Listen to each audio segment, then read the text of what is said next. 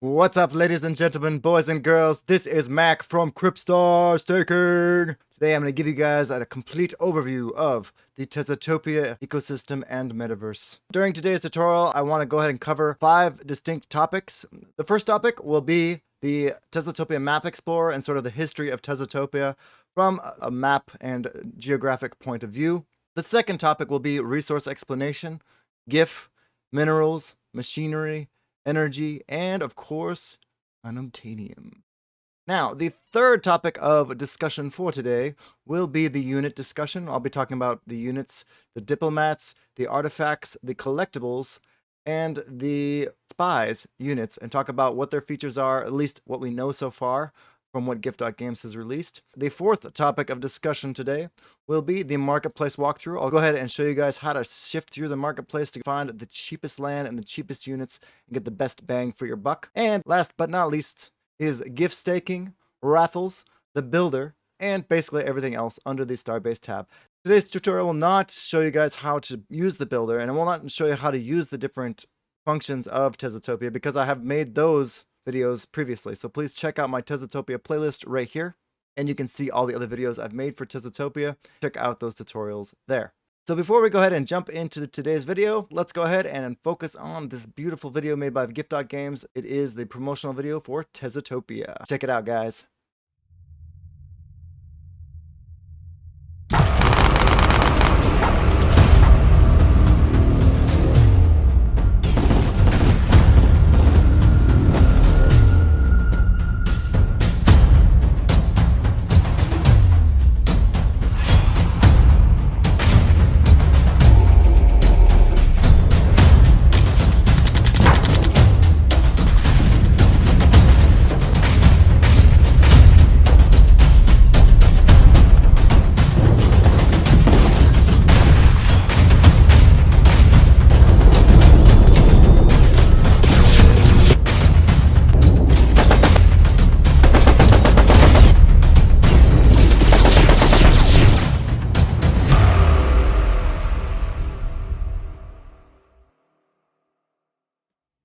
All right, so let's go ahead and jump right into Tezotopia. So first of all, when you go to the Tezotopia website, you want to go ahead and check out the Map Explorer. This will kind of give you the sort of history behind Tezotopia and how it was formed from the very beginning of time. Check out here, you have Continent 1, and you can go and check out the political map just to kind of see what's going on. You can see the Genesis Slumlord. He basically owns the Genesis block. He is the OG of the OGs, you could say. And you could check out Jez. He owns another lot of blocks on the Genesis continent. All these Tezotops were actually fairly expensive. This was basically a fundraiser for the Tezotopia Gift.Games sort of ecosystem. This is how they raise the funds to go ahead and get developers to develop the rest of the game. You can go ahead and check out the different lands. A lot of people own a lot of these different lands, so you can kind of see who owns what. And that's pretty much it for the Map Explorer. I just want to show you guys that so you guys can see what the Genesis lands look like. And let's go ahead and head over to the dashboard now, and let's talk about the resource explanation. So each land has a resource allocation, and you can see that right here. So for example, my block 2 has a Uno modifier of 7, a mineral modifier of 7x, and an energy of 1 and machinery of 1. Since machinery was actually created later, a lot of the OG Teztops only have a machinery modifier of 1, and then you can build a starbase on top of it, add an extra machinery modifier. Go ahead and talk about these modifiers. Let's go ahead and hop into the builder, and I'll show you the different modifiers you can get to increase your production rates. And I've actually made a tutorial on this builder in the past, so I'm not going to go too deep into this. Check out that video right here if you want to know more about the builder. But you can see here they have accelerator, which increases your energy. They have starbase, which increases your machinery, and then they have the Uno unobtainium reactor and the Terramine, which in turn increases your mineral production and your Uno production. So each of these minerals are used for different things. Unobtainium is sort of the really big resource in all of the Gift.Games games. So we have the Dow coin, which is GIF. Now Uno, on the other hand, is the utility token for all of the games in the Gift.Games ecosystem, at least as of right now. It will be used in future games. They're creating other games that will be reliant on Uno to be used in that game. And most of these other games, they're also going to have other games based on them, but I heard that Uno is actually going to be the main sort of ingredient in these games. Uno is the sort of rare resource, the gold of Tezotopia. You could think about it that way. it's unobtainable. Anyways, all these other resources are used for different things. When you first get a Tezotop, you get 1 starbase, which gives you 1 X machinery modifier. And then you can get artifacts, which will be built on top of your Tezotops, and those can give you more modifiers. So you can check out the artifacts. This one gives you a plus 7x energy modifier, the gateway to hell. And you can build that on the starbase tab and go to builder. I'm not going to go into that right now. I'll talk about that later in the episode. So let's go ahead and cover energy and minerals. So energy, I believe this is going to be used to go ahead and create units. You need energy to create units, and you're going to need minerals to create units as well. And each unit is probably going to have a different amount of energy or minerals needed to go ahead and create that resource. And they're also planning to launch other games that are based directly only using energy or only using minerals. And those announcements have come out, but I'm not going to go into that video today. Go ahead and check out their Medium articles for more information on that. That's pretty much it for modifiers. From what I understand, you can raise the maximum UNO modifier you can raise your land to is a modifier of 11x right now, because you can build 2 unobtainium reactors, which gives you a 1 modifier each. And then you can have a X9, which I have on this one. And currently I am creating my second unobtainium reactor, which should be complete in 584 hours. I have a little bit more waiting to do for that one. So from here, you can just claim all your resources and then use those resources to build other things. So let's go ahead and jump on to the next topic of discussion, which is artifacts. Now, I kind of touched on artifacts before, but as you can see here, there are energy modifiers, mineral modifiers, and UNO modifiers, and some artifacts just look cool but don't actually do anything. So like this hill right here, I purchased this on the builder, but I didn't actually use it, so it's just kind of sitting in my wallet, useless. But you can go to the marketplace and you can check out the artifacts and you can sort by price. So I usually change it to price. Then I go to whatever, I usually search for unobtainium or machinery because those are the most useful sort of items right now. There's not a whole lot of use for energy or minerals yet. Usually I'm limited on unobtainium or machinery. So I go like this, and then I can search by price, and it looks like nothing is for sale. So there is actually no UNO products for sale except for this floating island for 869 Tez. Is a 4x UNO modifier. So yeah, it's pretty expensive. It might be cheaper just to buy a Tezotop over here. But I'll go into that in the marketplace section of this tutorial. Next, let's go ahead and talk about collectibles. Now, collectibles, they have 2 functions. One is in-game battle stats. They're like modifiers for in-game battle stats. I have 2 right here, you can see. A lightning strike, so increases attack modifier by +3 for 2 attack phases. So this is actually in-game. You can use it multiple times, not just once. So it's really cool. And this decreases damage inflicted by attacker by 10% for 2 attack phases. These have in-game utility. The second collectible is useless. Okay, so there are useless collectibles out there that don't do anything. They have no utility, or the utility might not have been revealed yet, and it might have out-of-game utility or sort of metaverse utility, which we don't know. Now, this is all sort of speculative ideas, so do your own research and don't buy the collectibles that don't have anything written on them, because it's quite possible they will be useless. I went ahead and I aped in on some and sort of regretted it, but then someone bought it from me, so I was kind of happy. Some of these mythical ones look pretty cool. And these are collab projects from the Pigs at War game. And then this one is the Combot. This is the sex bot that is, sorry, no, this is not the sex bot. This is just the Combot that's in the Telegram group. It's an NFT representation of her. She's extremely sassy, and I really don't recommend owning her, but you can if you want to. Anyways, you can see I sold it earlier. But then they also have Captain Ari Skull. This one looks pretty cool, but it's a bit expensive, and I don't know what it does exactly. So that's pretty much it for collectibles.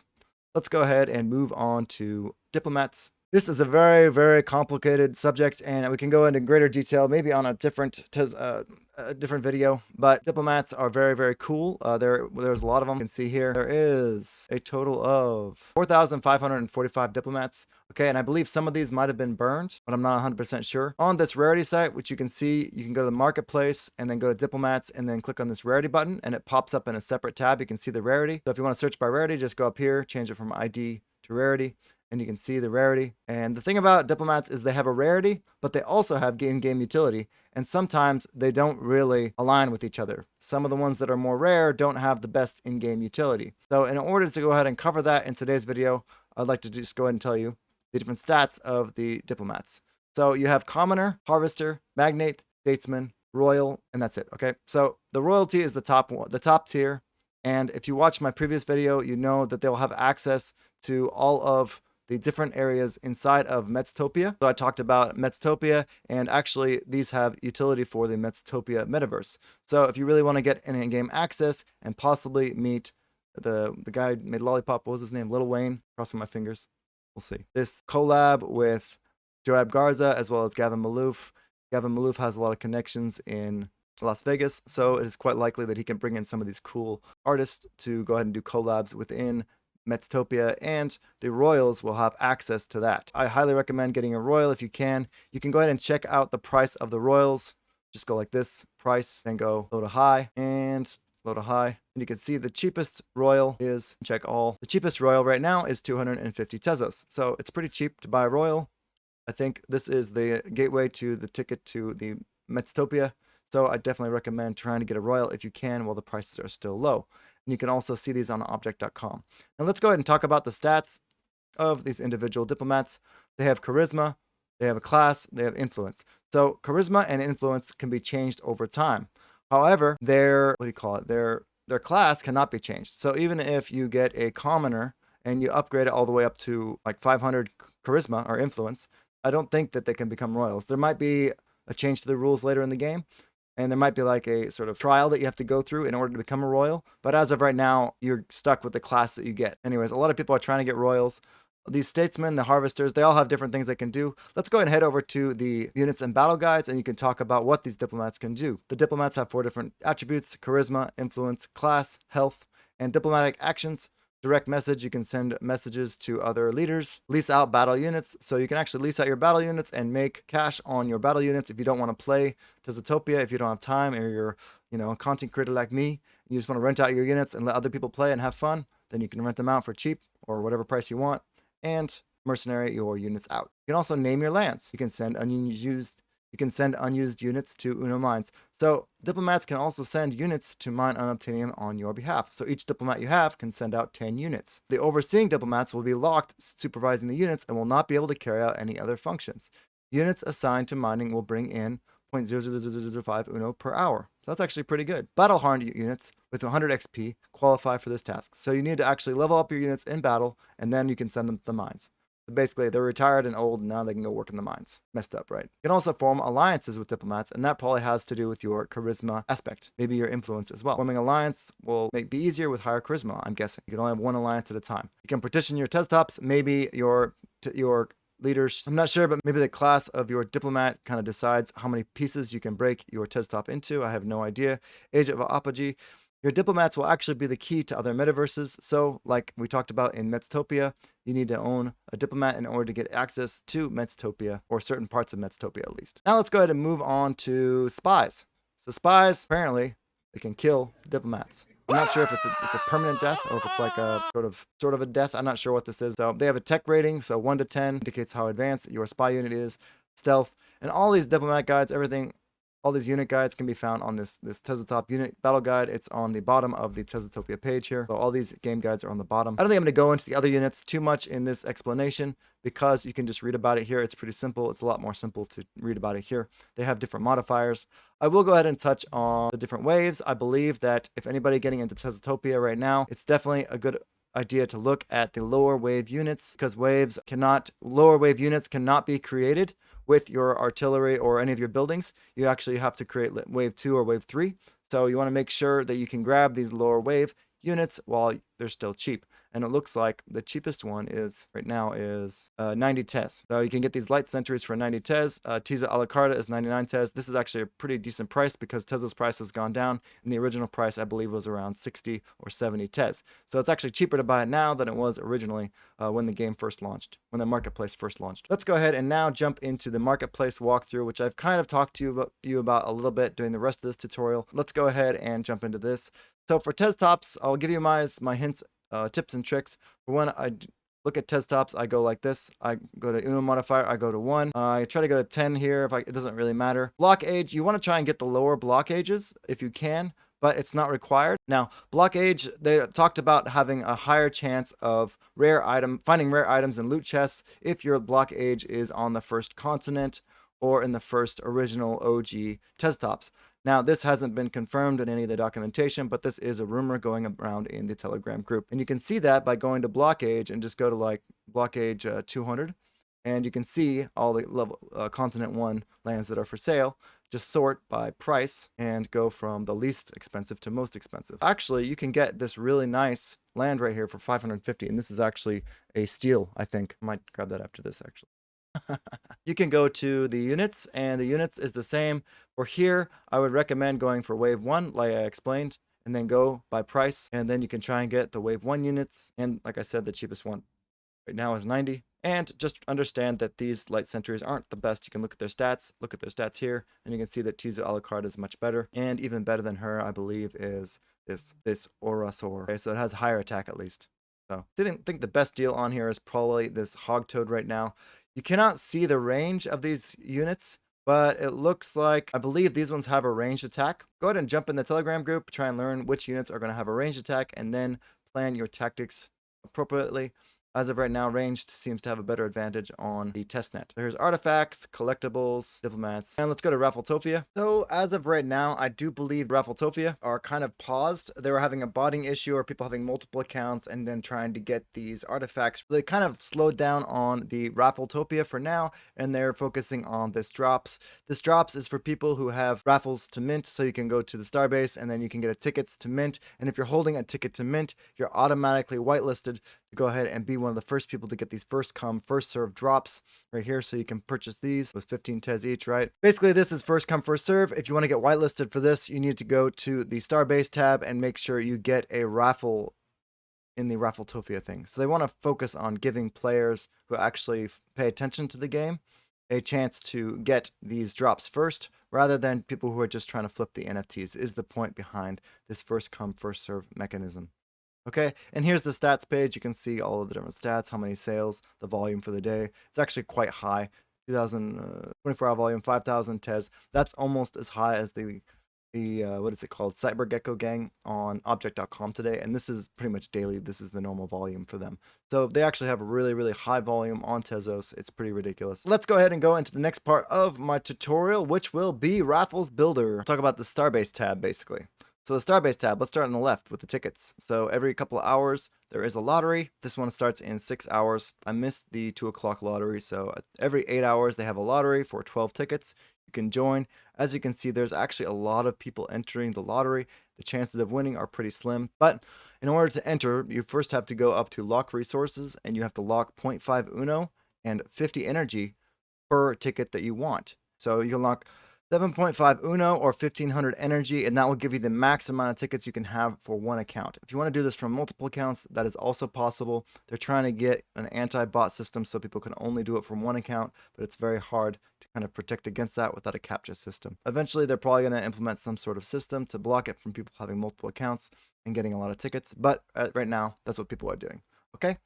Let's go to the builder. I've talked about the builder before, so I'm not going to go too deep into detail. Please check out this video right here, and you can see the builder for yourself. Very simple. You use your artifacts, put them on your land. You choose your land here, and then you can build your Tezotop. Now from here, claiming, Calumet swap. There's nothing to see here. You have no qualifying NFTs to claim. So here's the gift staking page. This is for the DAO entry. To go ahead and access the highest tier, you have to get the early access badge. You need to have 100,000 gift staked. And here is the revenue share. That is 3%. And you can go ahead and claim your rewards from the revenue share down here. A little claim button. And the features coming soon. Okay. If you want to go ahead and have all access to all the great DAO functions of the Tezotopia DAO or Gift.Games DAO, make sure you have at least 100,000 gifts staked. Also, another great way to access other games within the Gift.Games ecosystem is to make sure you have a diplomat. Okay? Alright guys, so that was it for today's overview of Tezotopia. I really hope that helped you guys out. If you have any questions regarding Tezotopia, feel free to leave a comment below or go ahead and join the Telegram group and say hello to everybody. Introduce yourself. Say you came from Mac's YouTube channel. I will see you guys all in the next video. Peace out. Bro, we need to pump it. Everybody go to the Twitter and the hashtag the things, pump it. You know, pump it real good. We need a good pump. Everybody deserves a nice Tezos pump.